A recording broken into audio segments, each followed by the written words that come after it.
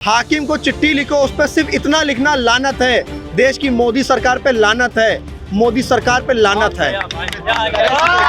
बेशरम मुख्यमंत्री है मणिपुर के, उनको इस्तीफा दे देना चाहिए। प्रधानमंत्री को सार्वजनिक रूप से देश की जनता से माफी मांगनी चाहिए। एक नहीं 100 उदाहरण दे सकता हूँ कि उत्तर प्रदेश की कानून व्यवस्था मिट्टी में मिल चुकी है। रोज घटनाएं हो रही हैं, चाहे वो रेप हो, मर्डर हो, हत्या हो, लूट हो, डकैती हो, आप उसको रोकने में नाकाम हो। आप कहते हो या तो अपराधी प्रदेश छोड़ चुके हैं तो जेल में है, जो अपराध कर रहे हैं कौन है? भारतीय जनता पार्टी के कार्यकर्ता हैं क्या? कौन अपराध कर रहा है बताइए? स्मृति ईरानी जी ट्रोल मंत्री हैं, उनका कोई काम नहीं है, दिन भर एसी में बैठी रहेंगी 24 घंटे, राहुल जी के बयान पे ट्रोल करेंगी, ट्वीट करेंगी और फिर सो जाएंगी। लखनऊ की स्थिति तो मेरा भाई बिल्कुल एकदम दो कौड़ी की है, बेकार है। उनको मर जाना चाहिए चुल्लू भर पानी में डूब के, बिल्कुल दो कौड़ी की है, बेकार है, कोई उनका वजूद नहीं है भाई। इससे ज्यादा मैं कुछ नहीं कहूँगा, वो कचरा है। ठीक है, हम जैसे यार लेबर सुकून भर खा नहीं पा रहे, सुकून भर मेहनत नहीं कर पा रहे, तो क्या फायदा तुमको? प्रधानमंत्री नरेंद्र मोदी को मैं लेके क्या अचार डालूंगा? हमारे साथ कुछ युवा हैं, उनसे जानेंगे कि लोकसभा चुनाव में क्या कुछ तैयारी है। भाई क्या नाम है?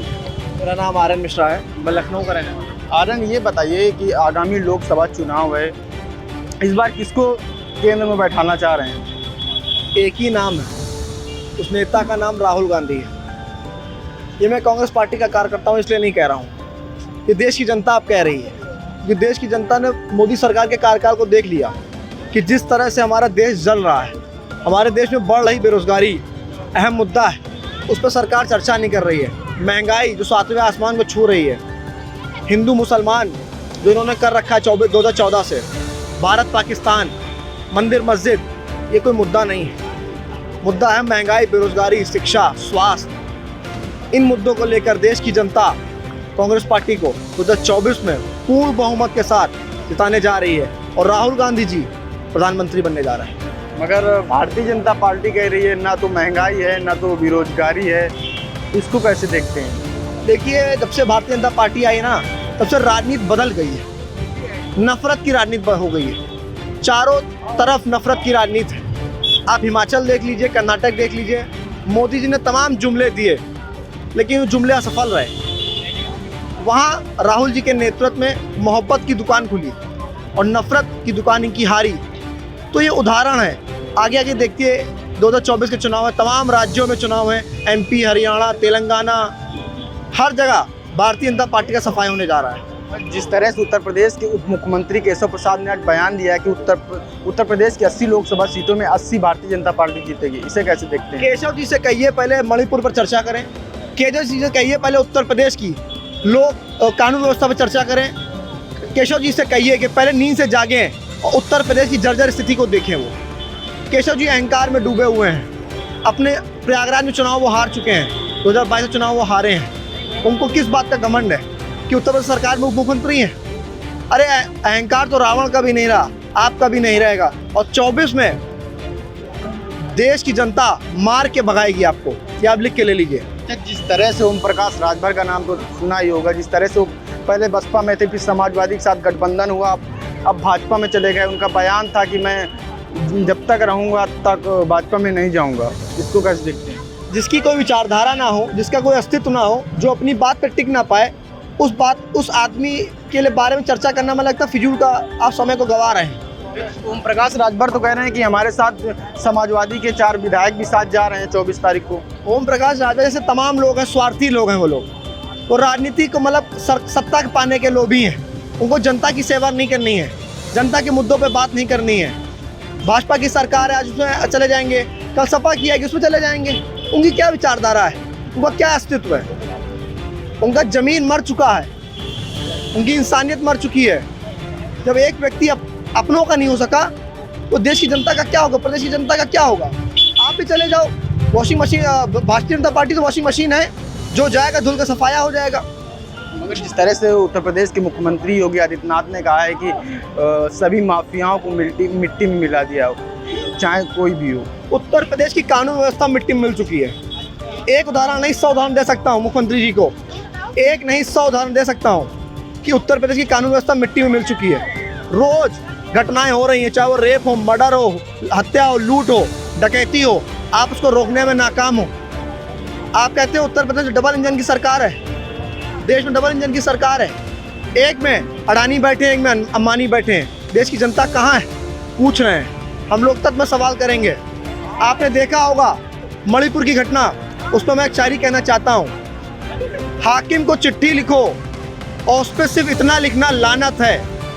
हाकिम को चिट्ठी लिखो, उस पर सिर्फ इतना लिखना लानत है। देश की मोदी सरकार पे लानत है, मोदी सरकार पे लानत है।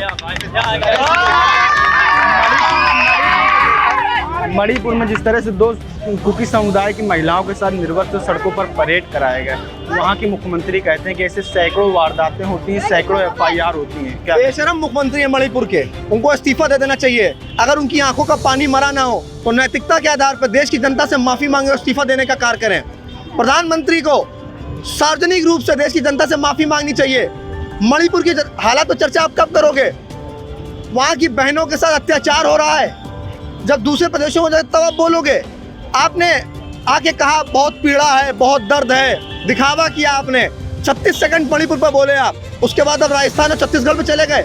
आप इस पर भी राजनीति कर रहे हो। आपको शर्म आनी चाहिए मोदी जी, और देश की जनता से माफी मांगनी चाहिए, और मणिपुर के मुख्यमंत्री को इस्तीफा दे देना चाहिए। अब उनके सरकार गद्दी पर बनने का कोई हक नहीं है। और भी कुछ लोग हैं हमारे साथ, उनसे भी बातचीत करेंगे। भाई साहब, क्या नाम है आपका? मोहम्मद आरिफ। जिस तरह से मणिपुर में 2 कुकी समुदाय की महिलाओं को निर्वस्त्र सड़कों पर परेड करा गया। अच्छा, आप बताइए लखनऊ की क्या स्थिति है? लखनऊ की स्थिति तो मेरा भाई बिल्कुल एकदम दो कौड़ी की है। तो मुख्यमंत्री योगी आदित्यनाथ तो कहते हैं कि यहाँ की कानून व्यवस्था बहुत बिल्कुल बेकार है, उनको मर जाना चाहिए चुल्लू भर पानी में डूब के। बिल्कुल दो कौड़ी की है, बेकार है, कोई उनका वजूद नहीं है। भाई इससे ज्यादा मैं कुछ नहीं कहूँगा, वो कचरा है। अच्छा, योगी जी जिस तरह से कहते हैं कि वो भी कचरा है, वो भी योगी जी भी कचरा है। कोई मतलब नहीं, उनका जीने का कोई हक नहीं है। ठीक है, हम जैसे यार लेबर सुकून भर खा नहीं पा रहे, सुकून भर मेहनत नहीं कर पा रहे, तो क्या फायदा तुमको? प्रधानमंत्री और नरेंद्र मोदी को मैं लेके क्या अचार डालूंगा? मैं क्या करूंगा? भगाओ, ऐसे आदमी को मर जाना ही बेहतर है। उनकी जात और कुत्ते की जात बराबर है, इससे ज्यादा मैं कुछ नहीं कहूँगा। अच्छा, लोकसभा चुनाव में और लोग उनसे भी बातचीत करेंगे। भाई साहब, क्या नाम है आपका? मेरा नाम मोहम्मद इब्राहिम दाऊद। तो दाऊद, ये बताइए कि आगामी लोकसभा चुनाव में इस बार किसको गद्दी में बैठा देंगे? हाँ? किसी को ना बैठा ले, जनता को खाली बैठा दे बस, किसी को ना बैठा ले। जनता सब किसी ना किसी को तो बैठाना ही पड़ेगा। किसी को ना बैठा ले, क्योंकि ये लोग ऐसा काम करते हैं कि आदमियों को एकदम चूतिया समझ लिया है। चाहे आदमी चाहे लड़का, एकदम चूतिया समझ लिया है। आर्यन, ये बताइए कि अटल जी के ज़माने से भारतीय जनता पार्टी की यहाँ सांसदी रही है, लोकसभा सीट कोई हरा नहीं पाया है, इसे किस तरह देखते हैं? लोकसभा सीट तो हरा नहीं पाया, मैं मान रहा हूँ, लेकिन लखनऊ की जर्जर स्थिति आपने देखी है।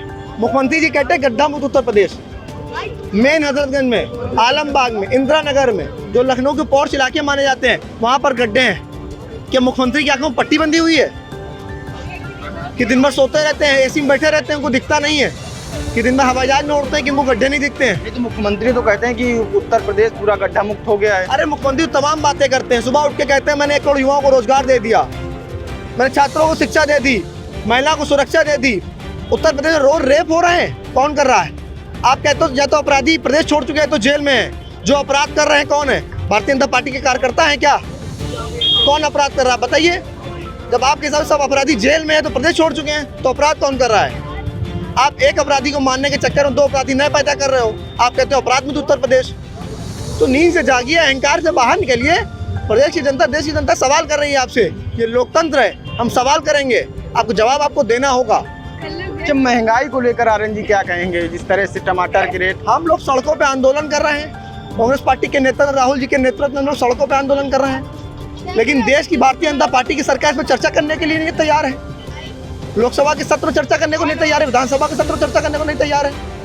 कल उन्हें उनकी मंत्री ने कहा है, उत्तर प्रदेश सरकार में मंत्री हैं, उन्होंने कहा है कि टमाटर या तो खाना छोड़ दीजिए। मतलब महंगाई कम नहीं करेंगे, आप खाना छोड़ दीजिए। वो सिलेंडर की रेट कम नहीं करेंगे, आप सिलेंडर यूज़ करना छोड़ दीजिए। वो पेट्रोल के दाम कम नहीं करेंगे, आप गाड़ी चलाना छोड़ दीजिए। दोषी आप हैं कि आपने भारतीय जनता पार्टी को वोट दिया।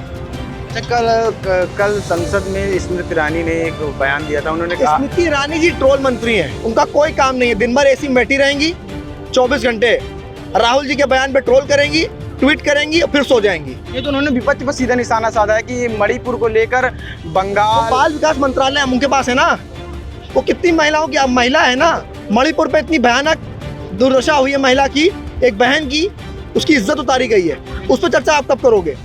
कहती विपक्ष ने, अरे सब कुछ आज भी कुछ जो कुछ हो रहा है, कह रहे नेहरू जिम्मेदार हैं।